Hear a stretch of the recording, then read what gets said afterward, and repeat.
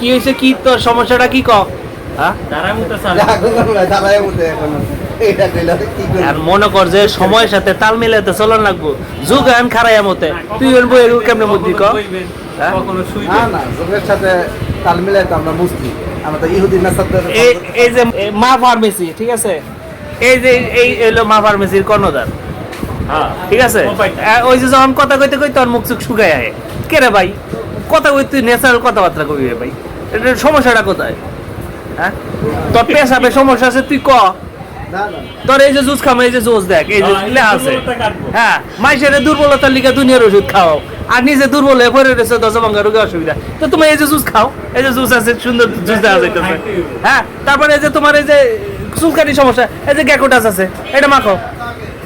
তা মাখবা না তুমি, তুমি সাধারণ সাবান মাখবা আর মাইসের গ্যাকোটাস বেশি দামে কিনাইবা, এটা কি হইলো? না, আল্লাহ সইব না ভাই, আল্লাহ সইব না।